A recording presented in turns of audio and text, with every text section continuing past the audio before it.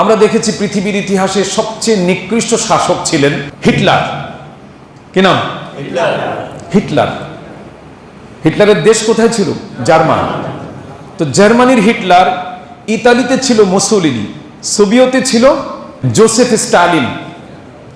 এই সমস্ত শাসকগুলোর শাসনামল পৃথিবীর ইতিহাসে সবচেয়ে কলঙ্কিত শাসন, সবচেয়ে নির্মম শাসন।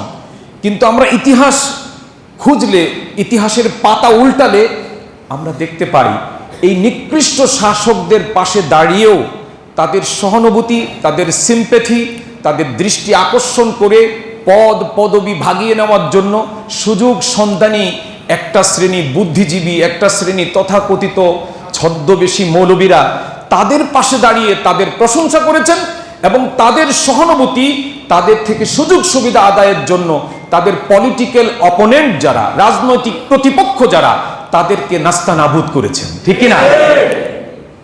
কারণ শাসকদের সুনজরে আসার জন্য, রাষ্ট্রীয় সুযোগ সুবিধা পাওয়ার জন্য সবচেয়ে সহজ ফর্মুলা হচ্ছে শাসক বিরোধী যে পক্ষ তাদের তীব্র থেকে তীব্র সমালোচনা করে তাদেরকে নাস্তানাবুদ করা।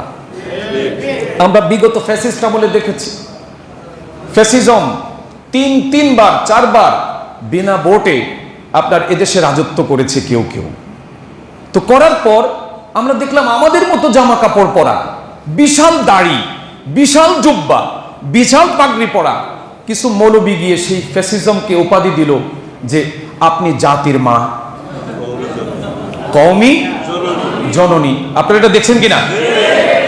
তো আপনি কি মনে করেছেন আপনার চোখ আছে, আপনার কান আছে, আপনার পঞ্চ ইন্দ্রিয় আছে? ওই মৌলানার, তথাকথিত মৌলানার কি চোখ কান নাক মুখ ফাইভ সেন্স নাই? আছে। সেও বুঝতে পারে, সেও বুঝতে পারে। কারণ তখন রাষ্ট্রীয় সুযোগ সুবিধা, রাষ্ট্রীয় পদ পদবি, রাষ্ট্রীয় বড় টেন্ডার, বড় পদ, বড় পদবি, বিভিন্ন সুযোগ সুবিধা ভাগিয়ে নেওয়ার জন্য এই পন্থা ছাড়া সহজ কোনো পন্থা নাই।